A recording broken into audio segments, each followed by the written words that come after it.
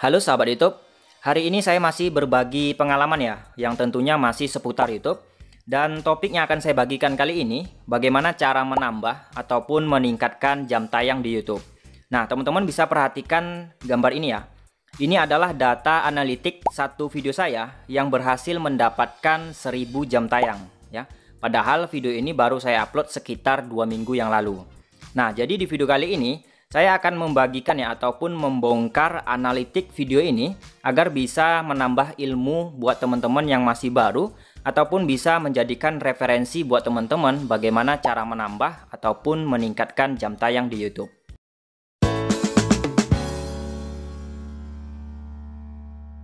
Nah, jadi untuk membuka data analitik videonya, saya di sini menggunakan aplikasi YT Studio ya, biar mudah untuk dipahami. Saya buka aplikasinya. Selanjutnya kita cari videonya. Nah, ini videonya.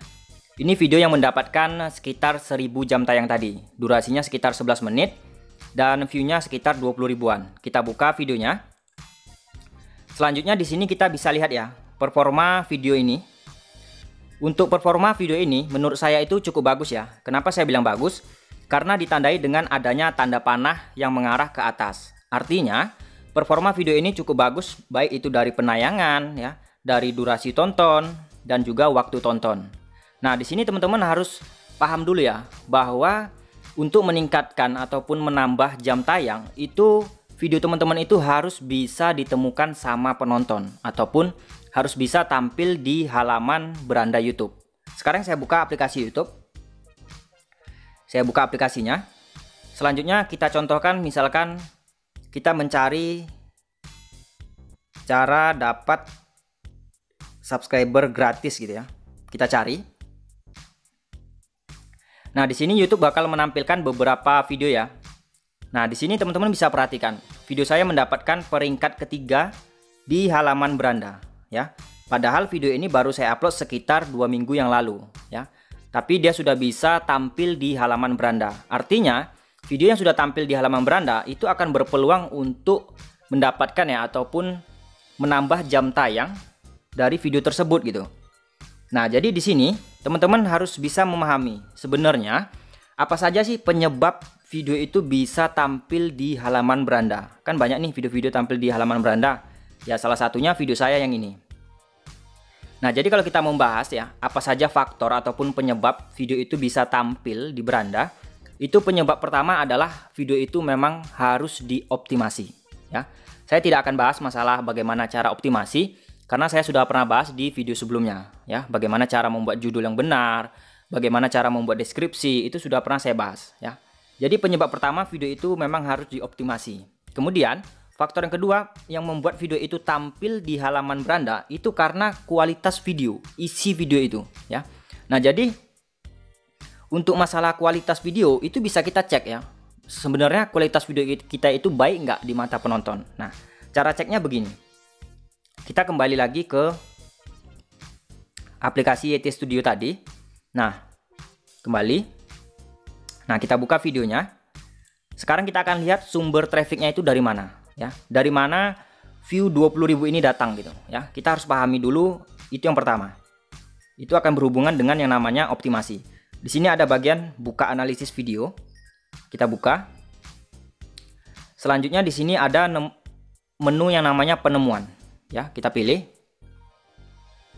Kemudian di sini ada yang namanya jenis sumber traffic. Nah, di sini harus kita pahami ya. Ternyata video saya yang tampil di beranda tadi itu sumber trafficnya ataupun sumber view datang itu dari mana? Itu pertama dari fitur jelajah yang paling besar. Ada sekitar 58,9% ya. Kemudian sumber traffic kedua penelusuran. Kemudian sumber traffic ketiga rekomendasi. Artinya, kalau video kita itu sudah bisa mendapatkan fitur jelajah seperti ini, apalagi di peringkat pertama sebesar 58%, ya berarti video kita itu sudah berhasil tampil di beranda. YouTube sudah menampilkan video kita di beranda. Nah, di sini ada yang namanya penelusuran. Nah, penelusuran ini itu artinya video kita bisa ditemukan sama penonton. Sama seperti tadi. Ketika penonton itu menuliskan di YouTube ya. Seperti tadi, menuliskan di YouTube cara dapat subscriber gratis.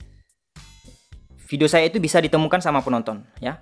Nah, jadi ketika orang menonton, setelah menuliskan di sini, kemudian menonton, itu akan dicatat YouTube sebagai penelusuran YouTube. Nah, kenapa ini bisa terjadi? Kenapa penelusuran YouTube? Ini akibat dari pengaruh SEO ataupun pengaruh optimasi yang saya sebutkan. Itu sebabnya saya katakan bahwa optimasi video itu sangat penting ya, biar kita mendapatkan ini penelusuran YouTube. Kalau sudah mendapatkan penelusuran YouTube, berarti konten kita itu mudah untuk ditemukan sama penonton. Alhasil ya, hasil akhirnya itu bakal kita mendapatkan ini. Nih, rekomendasi video. Ini yang paling penting ya. Jadi kalau video saya sudah tampil di beranda dan bisa ditemukan sama penonton, ya ujung-ujungnya YouTube sendiri yang bakal merekomendasikan video saya. Ada sekitar 7,8%.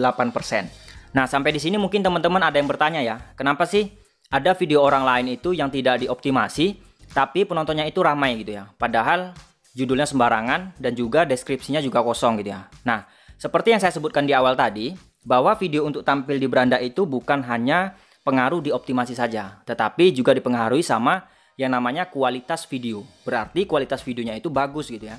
Ya, jadi kalau video kita itu kualitas videonya bagus ya, memuaskan penonton, ya tidak dioptimasi juga bisa tampil di halaman beranda. Karena YouTube menganggap video itu memuaskan sama penonton gitu ya. Nah, untuk kualitas video kita juga bisa cek teman-teman ya. Kita pilih pada bagian ringkasan, masih di menu analitik tadi ya. Tadi kan di bagian menu penemuan, kita pindah ke menu ringkasan. Nah, di sini kita geser ke bawah. Di sini ada yang namanya retensi penonton ya.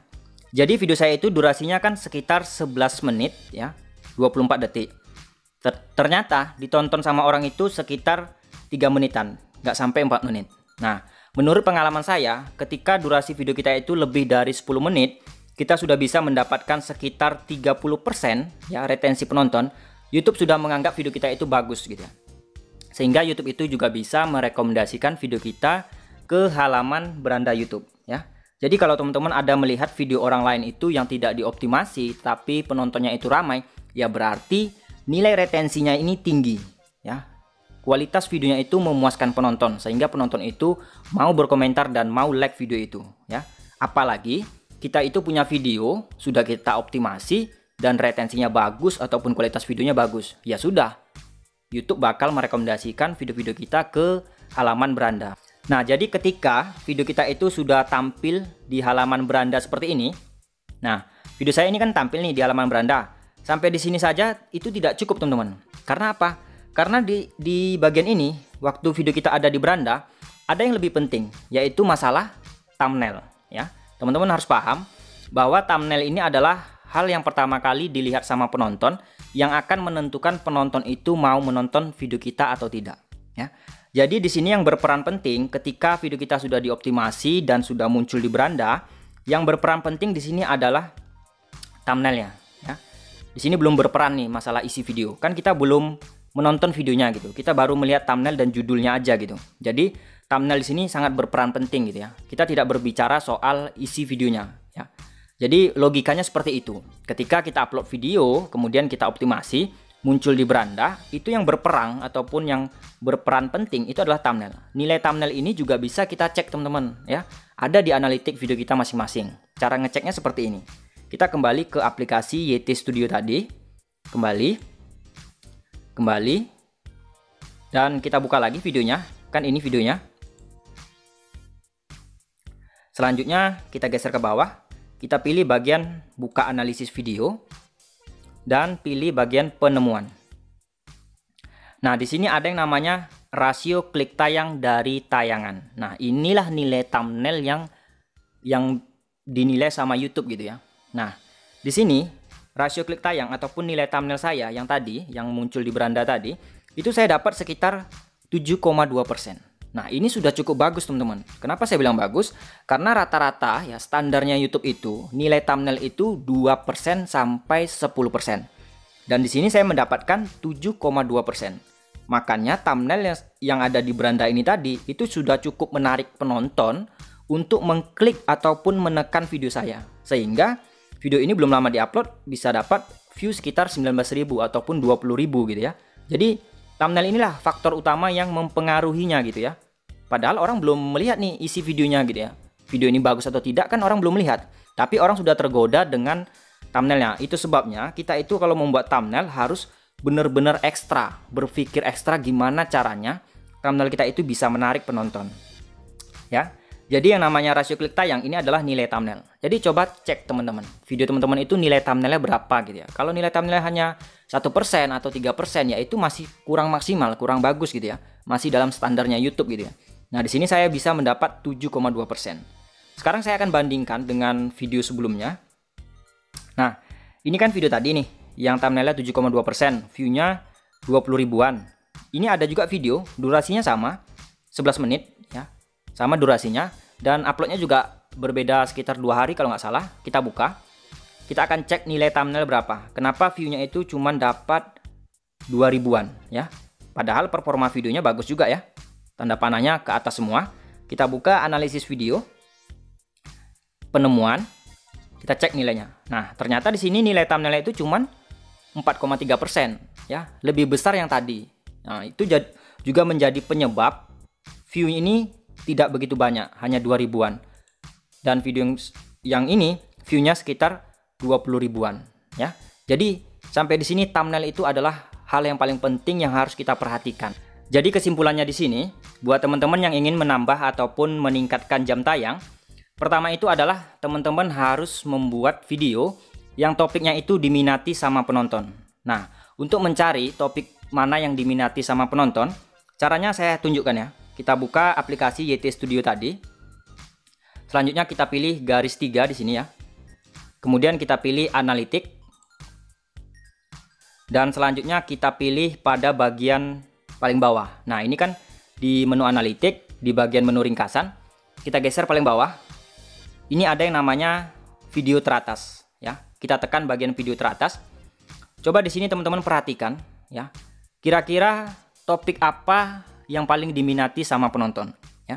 Jadi di sini kalau teman-teman perhatikan punya saya, itu topik yang paling diminati sama penonton di channel ini itu masalah thumbnail, masalah subscriber, masalah tombol subscribe, masalah aplikasi, ya ini masalah thumbnail lagi. Jadi dengan begitu saya tahu gitu apa yang diminati sama penonton. Nah, teman-teman juga harus bisa cek di channel teman-teman. Coba cek ya, beberapa video ya, ada sekitar 5 atau 10 video, kira-kira topik apa sih yang diminati sama penonton. Kemudian teman-teman buatkan videonya. Nah, dalam membuat video, usahakan durasi videonya itu 8-10 menit. Kenapa 8-10 menit? Karena kalau durasinya pendek, hanya sekitar 2 menit atau 3 menit, itu nanti retensinya itu rendah gitu ya. Jadi ibaratnya kalau ada 10 orang menonton, tapi cuma nonton 2 menit gitu ya, videonya 2 menit, ya cuma dapat 20 menit gitu ya. Tapi kalau videonya 8-10 menit, otomatis semakin lama orang menonton ya, dan tentunya peluang meningkatkan jam tayang itu lebih cepat gitu ya. Jadi itu logikanya. Jadi usahakan buat video yang topiknya itu diminati sama penonton ya, yang ada di channel teman-teman masing-masing. Kemudian buatkan videonya durasinya itu sekitar 8-10 menit, dan kemudian setelah teman-teman upload ya, videonya itu dioptimasi ya, dari mulai judul, deskripsi, kata kunci itu dioptimasi. Cara optimasi sudah pernah saya bahas. Kemudian selanjutnya thumbnailnya itu diganti ya, buatlah thumbnail semenarik mungkin, sebagus mungkin gitu ya. Nah, jadi itu beberapa tips ya, ataupun beberapa ilmu yang saya bagikan bagaimana cara meningkatkan ataupun cara menambah jam tayang. Semoga bisa bermanfaat ya buat teman-teman semua. Terima kasih sudah menonton. Sampai ketemu lagi di video selanjutnya.